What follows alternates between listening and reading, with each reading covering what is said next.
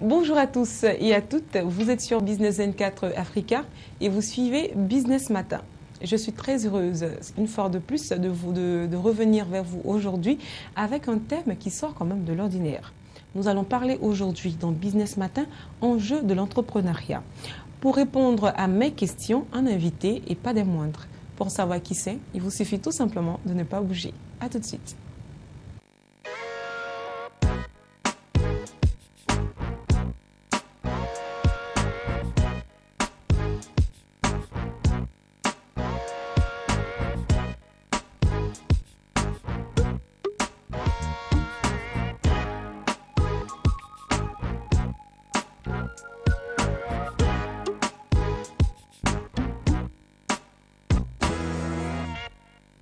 Je le disais tantôt, dans Business Matin aujourd'hui, nous parlons enjeux de l'entrepreneuriat. Pour cela, j'ai comme invité M. Israël Guébo. Il est web entrepreneur, également consultant en communication digitale. C'est bien chic tout ça. Alors, bonjour M. Israël Guébo. Bonjour. Bienvenue sur le plateau de Business Matin. C'est moi qui vous remercie pour l'invitation. Alors, pour un pays comme la Côte d'Ivoire, quels sont les enjeux de l'entrepreneuriat selon vous? Je pense que l'entrepreneuriat aujourd'hui a deux enjeux. Le premier enjeu, c'est d'abord d'apporter une alternative au secteur public. Donc offrir aux jeunes diplômés, par exemple, de ne pas tout de suite s'orienter vers la fonction publique, mais d'arriver quand même à pouvoir trouver une alternative, donc un autre secteur qui leur permet de pouvoir développer ce qu'ils veulent. Et justement, ça me permet d'embrayer sur le deuxième enjeu. Le deuxième enjeu, c'est de permettre à ceux qui ont une passion de pouvoir mettre cette passion-là et de la mettre au service de la nation, en justement créant des entreprises ou créant des initiatives. Et voilà, ça paraît très intéressant. Il vous suffit de bien suivre cette émission parce que moi, je la trouve très intéressante aujourd'hui. Alors, pensez-vous qu'il y ait suffisamment de promotion de l'entrepreneuriat en Côte d'Ivoire? Oui, je pense qu'il y a beaucoup de promotions, il y a beaucoup de salons qui se font, il y a beaucoup de rencontres, il y a des formations, des ateliers, il y a des concours même qui sont organisés pour stimuler les jeunes à l'entrepreneuriat. Je pense qu'il y a beaucoup de promotions qui se font. C'est d'ailleurs parce qu'aujourd'hui, il y a une grosse vague de jeunes qui a compris que l'entrepreneuriat est désormais la voie de l'emploi pour demain. Oui. Alors, selon vous, quels sont les freins de l'entrepreneuriat? Dans un environnement comme la Côte d'Ivoire, il y a beaucoup de freins. Déjà, l'environnement lui-même est un frein parce que la Côte d'Ivoire n'est pas un pays qui offre une certaine aisance aux jeunes entrepreneurs. Je commencerai d'abord par la constitution d'une entreprise. D'ailleurs, je salue l'initiative du CPC qui a aujourd'hui ouvert un guichet unique donc qui permet de créer plus facilement une entreprise. Mais au-delà de ça, lorsque vous voulez vous lancer, quelles sont les structures qui vous accompagnent? C'est très difficile, que ce soit les banques ou des structures de financement, c'est très difficile d'avoir des bailleurs locaux pour vous accompagner. À côté de ça, il y a même dans le cheminement de l'entreprise. C'est très difficile parce qu'aujourd'hui, une jeune entreprise est tout de suite assujettie aux impôts. Dans certains pays, on a par exemple la possibilité d'avoir 1 année, 2 années, 3 années d'exonération d'impôts. Donc ça facilite en fait les jeunes entrepreneurs à pouvoir au moins sur 1 an, 2 ans, 3 ans développer leur activité et commencer à payer les impôts. Aujourd'hui, vous payez d'abord l'impôt avant de commencer à travailler. Ça peut être aussi également un frein. Il faut comprendre l'environnement sociopolitique qui parfois n'est pas forcément favorable au développement d'initiatives ou d'entreprises. Parce que bon, un pays qui n'est pas stable est un pays qui a difficilement la possibilité de créer des entreprises. Heureusement qu'il y a une accalmie au niveau de la Côte d'Ivoire qui permet aujourd'hui que de plus en plus d'entreprises et de jeunes entrepreneurs puissent se lancer. Alors, à vous entendre, ça fait un peu peur. Donc, on se demande à quel moment il faut donc entreprendre finalement. Il n'y a pas de temps T. Je pense que l'entrepreneuriat, j'ai envie de dire, c'est au feeling. C'est à l'opportunité. C'est au moment. Il n'y a pas une école où on part pour dire, bon, je vais apprendre à être entrepreneur. Pas nécessairement. On peut être entrepreneur à tous les âges. Moi, je considère que la femme qui vend les beignets en bordure de route, c'est un entrepreneur. Le jeune cireur, c'est un entrepreneur. Celui qui crée sa PME, c'est un entrepreneur. Celui qui crée son usine, c'est un entrepreneur. Donc, l'entrepreneuriat demande de saisir l'opportunité et de comprendre le contexte du moment. Vous avez une idée en tête que vous avez mûrie, vous vous rendez compte que le moment est venu de pouvoir vous lancer, ben vous vous lancez. Quitte à vous casser la tête, mais vous vous lancez quand même. Mais faut-il se lancer justement dans le vide? Non, pas dans le vide. Ça demande aussi de comprendre, j'ai parlé d'environnement, de comprendre quelle est la tendance du marché, on dirait vulgairement, qu'est-ce qui marche aujourd'hui. Vous savez, quand une femme décide de vendre une baignée dans son quartier, c'est parce qu'elle s'est rendue compte que, par exemple, il y a beaucoup d'enfants qui vont à l'école les matins, et donc ces enfants-là peuvent être des potentiels clients. Donc, il y a une sorte d'étude de marché. On a l'impression que l'entrepreneuriat est uniquement réservé aux personnes qui ont fait de grandes études. Mais non, nos mamans, nos jeunes frères qui sont dans les petits secteurs dits informels sont des entrepreneurs et parfois sont beaucoup plus ingénieux et ont beaucoup plus de rentabilité que ceux qui ont fait de grandes études. D'accord. Alors, on va parler un peu de votre expérience personnelle, si ça ne vous gêne pas. Non, du tout. Qu'est-ce qui donc vous a fait décider à vous lancer dans l'entrepreneuriat? C'est l'environnement. Moi, je suis journaliste de formation. Et j'ai fini mes études. Le lendemain, j'ai eu mon diplôme, je suis rentré en Côte d'Ivoire. Je me suis rendu compte que dans le domaine des médias, il y a une révolution à apporter. Il y a un souffle nouveau à apporter. Et donc, j'ai créé une entreprise qui permet en fait de faire de la communication à partir des TIC, ce qu'on appelle la communication digitale, et qui permet d'apporter de nouvelles solutions, des alternatives aux médias classiques.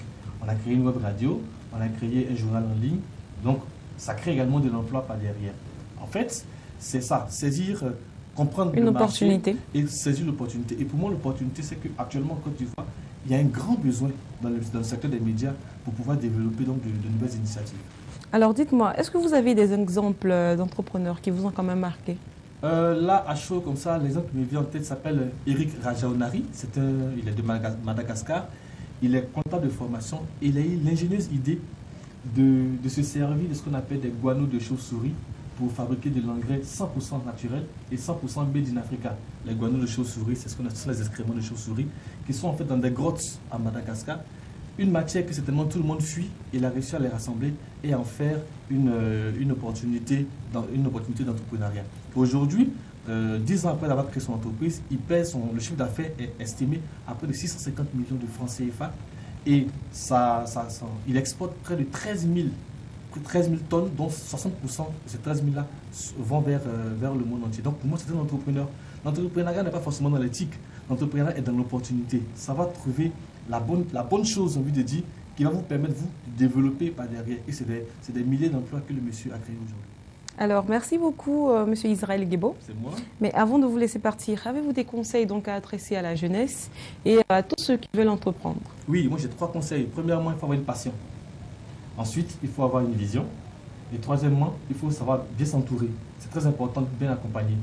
Et puis, j'ai envie de dire, n'ayez pas peur de vous lancer et de faire des échecs. Vous savez, les échecs font partie des expériences qu'on acquiert dans le cheminement de l'entrepreneuriat. Si on ne se casse pas la tête, on ne peut pas savoir que là, ça ne marche pas. Donc, il ne faut pas avoir peur de se tromper. Et puis, si finalement, on sent qu'on s'est trompé dans un secteur, il faut changer, il n'y a pas de problème. D'accord, je vous souhaite donc bonne chance à vous, monsieur Israël Guébo. Merci beaucoup. Bonne chance également à tous les téléspectateurs qui ont envie de se lancer, mais en espérant bien sûr que vous ne puissiez pas vous casser la gueule vraiment trop souvent. Hein. C'est pour ça qu'il faut bien se préparer. Et bien étudier. Voilà. Nous aussi, nous sommes bien préparés et c'est la raison pour laquelle nous recevons notre professeur informatique Sylvestre Aferi. A tout de suite.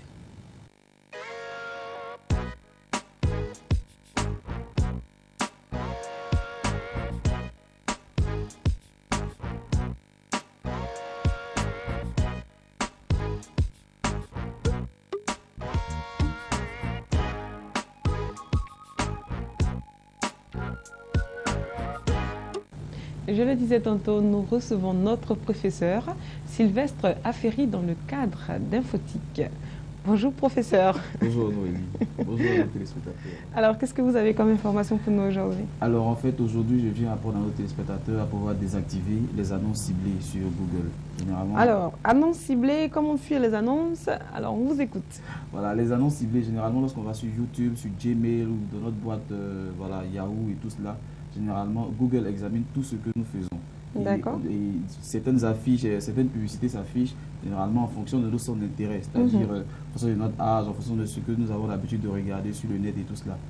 Et toutes ces informations-là, toutes ces publicités-là, souvent nous empêchent de pouvoir naviguer normalement ou nous distraire. Oui. Donc aujourd'hui, je suis là en fait pour apprendre à tout le monde à pouvoir désactiver en fait toutes ces Alors, quel est donc le procédé pour pouvoir désactiver toutes ces notifications nocives? Alors d'abord, il faut avoir une connexion Internet, comme d'habitude. Voilà, il faut se connecter à son compte Google via Gmail par exemple. D'accord. Ouvrir les paramètres de recherche. D'accord. Alors dans la colonne annonce sur Google, en face de l'élément paramètres de désactivation, on clique sur désactiver la diffusion d'annonces ciblées par centre d'intérêt sur Google. Une fois que c'est fait, on confirme l'opération. On va également dans la colonne annonce Google sur le web. En face de l'élément paramètres de désactivation, on clique sur désactiver la diffusion d'annonces Google par centre d'intérêt sur le web. Et une fois que c'est fait, on clique sur désactiver. Et voilà, voilà, je vais dire que c'est fini en fait. Donc on n'a plus besoin d'enregistrer cette modification. Une fois que c'est fini, voilà, on n'a pas besoin d'enregistrer. Une fois que c'est désactivé, on n'a plus besoin d'enregistrer. On n'aura plus, je vais dire, les annonces ciblées qui viendront nous gêner pendant que nous serons en train de naviguer. Nous pourrons naviguer normalement, calmement. Voilà, on aura moins de cookies, comme on le dit. Voilà, effectivement. D'accord. Merci beaucoup, professeur. Merci. Et vous voyez, très chers téléspectateurs, que nous retenons très bien les cours du professeur Sylvestre Afiri. Oui. Un autre professeur aussi arrive, il s'agit de Alex Mokhtar, qui vient, lui, dans Panorama, nous donner tout ce qui est information innovante et novatrice en Afrique. Ne bougez pas, à tout de suite.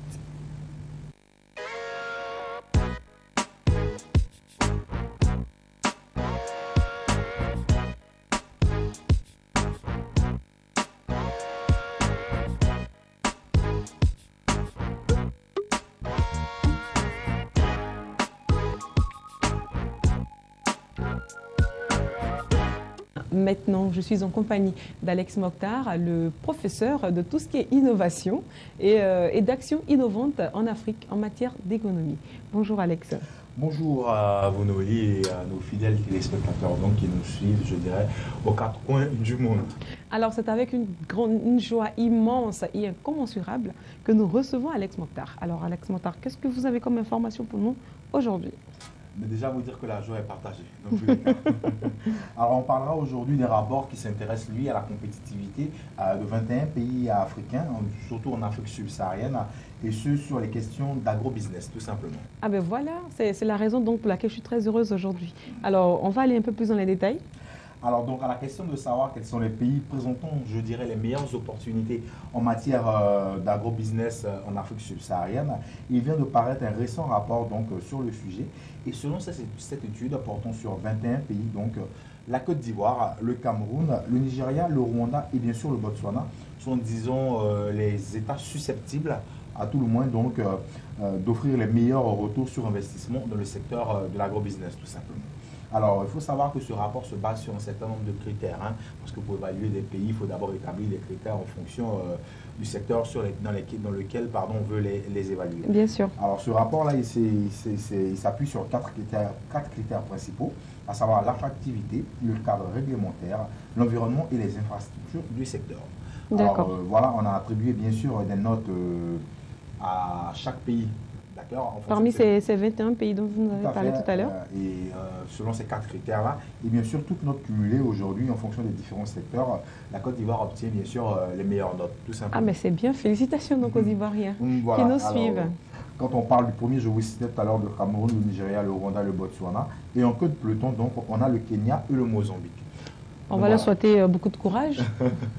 Alors, il faut dire que quand on parle d'agrobusiness également, ce business-là, aujourd'hui, est boosté par l'éclosion, on dira, donc, d'une nouvelle classe moyenne en Afrique.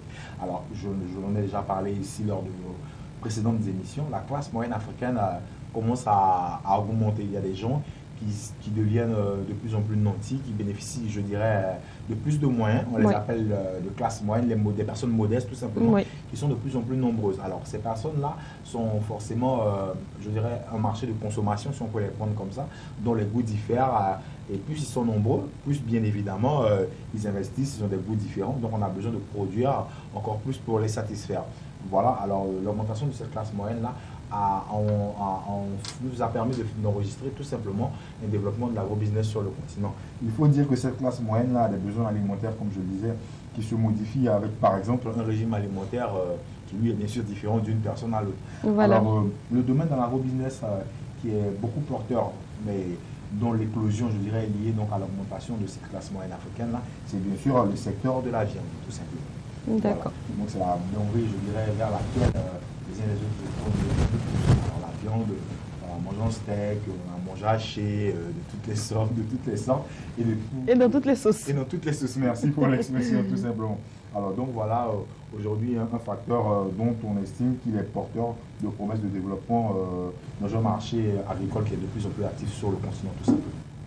Merci beaucoup, Alex. Je fus très heureuse, très chers téléspectateurs, d'être en votre compagnie.